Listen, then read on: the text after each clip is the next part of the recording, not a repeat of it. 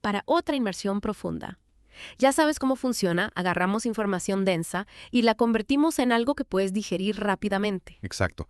Esta vez nos zambullimos en, bueno, digamos que un pilar del pensamiento esotérico, ¿no? Tú dinos, parece que te enviamos algo bastante intenso. Capítulo 2 del Kybalión, correcto. Correcto.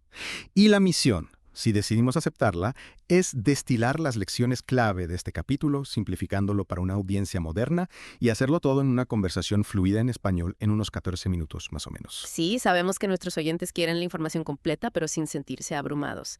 Entonces, ¿por dónde empezamos? Capítulo 2, el Kybalión. ¿Qué tenemos aquí? Bueno, este capítulo nos presenta los 7 principios herméticos.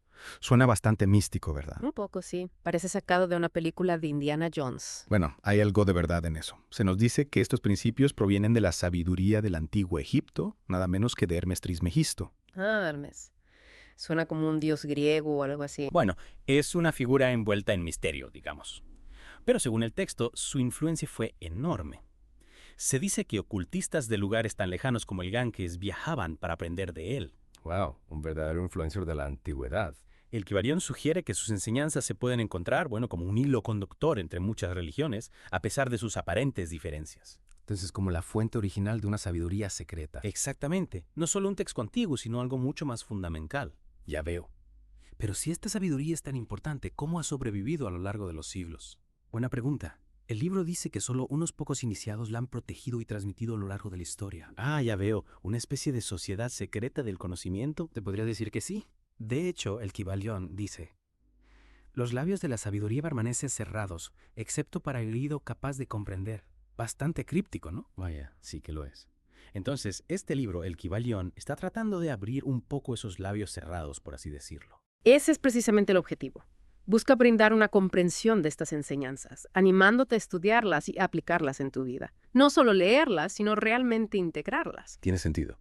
Pero la idea de mantenerlo en secreto siempre me hace preguntarme, ¿por qué tanto misterio? Bueno, el libro también aborda eso.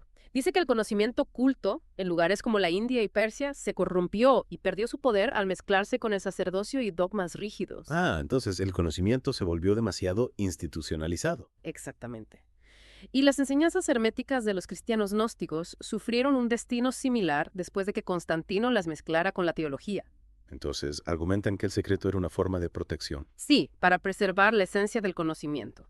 El libro subraya que solo unos pocos individuos iniciados mantuvieron viva la llama, transmitiéndola directamente en el lugar a través de textos que podrían ser malinterpretados o caer en las manos equivocadas. Ya veo. Entonces, la transición oral era la clave. Exacto. Y cuando el conocimiento se ponía por escrito, a menudo se ocultaba en alegorías como la alquimia y la astrología. Interesante. Siempre pensé que la alquimia se trataba de convertir plomo en oro y la astrología de predecir el futuro. Bueno, el libro ofrece una perspectiva diferente. Dice que la alquimia hermética en realidad se trata del dominio de las fuerzas mentales, de transmutar vibraciones mentales en lugar de elementos físicos. Entonces, la piedra filosofal no era oro literal, sino más bien una metáfora para la transformación personal. Exactamente. Era una alegoría de esta filosofía mental de cómo puedes cambiar tu propia realidad al cambiar tu mente. Fascinante.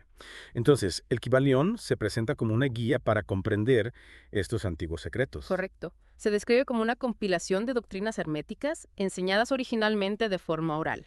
Contiene axiomas centrales explicados por iniciados con el objetivo de proporcionar esa llave mágica al templo del conocimiento. ¿Y qué es lo que desbloquea esta llave mágica? Bueno, el libro afirma que la llave mágica es la comprensión de los 7 principios herméticos fundamentales. Ahí está, el gran secreto. ¿Cuáles son? Los 7 principios, como se enumeran en español, son 1. El principio de mentalismo. 2. El principio de correspondencia. 3. El principio de vibración. 4. El principio de polaridad. 5. El principio del ritmo. 6. El principio de causa y efecto.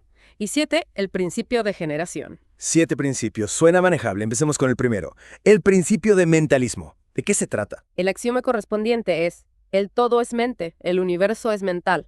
Esencialmente, este principio postula que la realidad última, lo que ellos llaman el todo, es mente. Todo lo que percibimos como material, energía o vida es una creación mental dentro de esta mente infinita. Entonces, vivimos en una especie de simulación mental gigante. En cierto modo, sí. Y el libro argumenta que entender esto es clave para comprender los fenómenos mentales y psíquicos. Te permite trabajar conscientemente con las leyes mentales en lugar de ser controlado por ellas sin saberlo. Piensa en cómo tus propias creencias sobre ti mismo y el mundo dan forma a tus experiencias. Este principio sugiere que al cambiar conscientemente tu software mental, puedes cambiar tu realidad. Ya veo, la mente sobre la materia a nivel cósmico. Exacto. Ahora, el siguiente principio es el principio de correspondencia. El axioma para C es: como es arriba, es abajo; como es abajo, es arriba. Entonces, ¿qué significa eso? Este principio habla de la armonía y la correspondencia entre los diferentes planos de existencia. La idea es que lo que sucede en un plano se refleja en los demás. Piensa en cómo los patrones de comportamiento se repiten a nivel individual y social. Como una especie de patrón fractal en el universo. Sí, esa es una buena analogía. Comprender un plano, ya sea físico, mental o espiritual, puede darte información sobre los demás. Por ejemplo, el libro menciona cómo la comprensión de la geometría nos puede ayudar a comprender las estrellas distantes, aunque no podamos viajar físicamente hasta ellas. Entonces, al observar nuestros propios procesos mentales, podríamos comprender mejor el funcionamiento del universo. Esa es la idea. El siguiente principio es el principio de vibración. Su axioma es: nada está inmóvil, todo se mueve, todo vibra. Vibración como si todo estuviera zumbando a diferentes velocidades. Exacto. Desde los reinos espirituales más elevados hasta la materia más densa, todo está en constante movimiento, vibrando a diferentes frecuencias. Entonces, la diferencia entre una roca y un pensamiento es solo la velocidad a la que vibra. Precisamente. Y según el libro, comprender esto permite al estudiante hermético controlar sus propias vibraciones mentales e incluso influir en las de los demás. Hay una cita de un antiguo escritor que dice: el que comprende el principio vibratorio ha alcanzado el cetro del poder. Suena poderoso. Sí, pasemos al siguiente. El principio de polaridad. Este tiene un axioma un poco más largo, ¿verdad? Sí, es un poco denso. Todo es dual, todo tiene polos, todos super opuestos. Los semejantes y desemejantes son los mismos. Los opuestos son idénticos en naturaleza, difiriendo solo en grado. Los extremos se tocan. Todas las verdades son medias verdades. Todas las paradojas pueden reconciliarse. Vaya, eso es mucho para procesar. Desglosémoslo un poco. La idea central es que las cosas aparentemente opuestas son solo dos extremos del mismo espectro. El calor y el frío son solo grados de temperatura.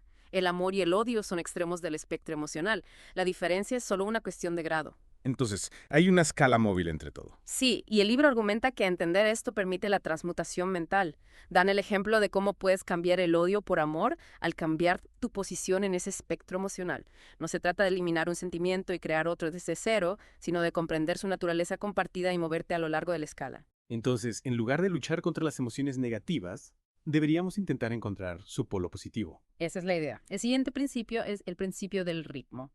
Su axioma es: todo fluye y refluye, todo tiene sus periodos de avance y retroceso, todo asciende y desciende, todo se mueve como un péndulo, la medida de su movimiento hacia la derecha es la misma que la de su movimiento hacia la izquierda, el ritmo es la compensación.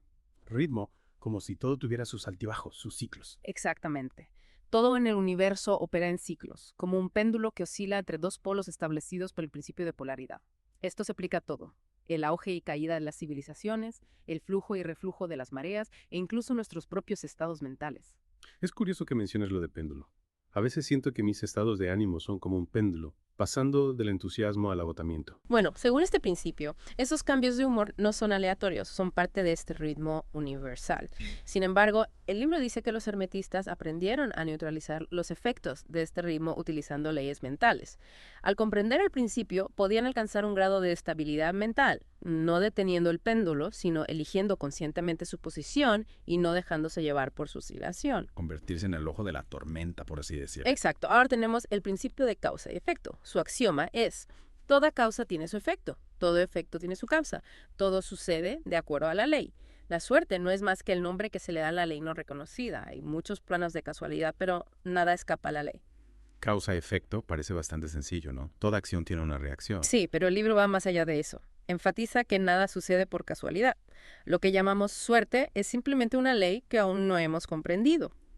Hay muchos planos de causa y efecto, con planos superiores que influyen en los inferiores, pero nada está fuera del alcance de la ley. Entonces no existen los accidentes. Esa es la implicación. Lo importante es que, según el libro, al comprender este principio, las personas pueden aprender a elevarse por encima del plano ordinario de causa y efecto, y convertirse en una causa en sí mismas, en lugar de ser solo un efecto de fuerzas externas. Tomar control de tu destino, por así decirlo. Exactamente. El último principio es el principio de generación. El axioma correspondiente es: la generación existe por doquier. Todo tiene su principio masculino y femenino. La generación se manifiesta en todos los planos. Generación, eso suena a sexo y reproducción. Sí, pero el libro aclara que aunque este principio se manifiesta físicamente como sexo, es mucho más amplio que eso. Es el principio creativo que opera en todos los planos: mental, físico y espiritual. Se trata del acto de generar, regenerar y crear en todas sus formas. Entonces, habla de los principios masculino y femenino en todas las cosas, no solo del sexo biológico. Correcto. Ambos principios son necesarios para que ocurra cualquier creación. Todo ser contiene ambos elementos dentro de sí mismo. Y comprender este principio, dicen, desbloquea muchos misterios sobre la naturaleza de la creación misma. Vaya, hemos cubierto mucha información. 7 principios que supuestamente subyacen a toda la realidad. Sí, y el capítulo desde el Kybalion los presenta como un conocimiento fundamental, las claves para comprender el funcionamiento del universo y nuestro lugar en él. Entonces, mientras nos escuchas, te invitamos a reflexionar sobre estos 7 principios. Piensa en cómo podrían ofrecerte una nueva perspectiva sobre tus propias experiencias y tu comprensión del mundo. Y aquí tienes una última pregunta para reflexionar.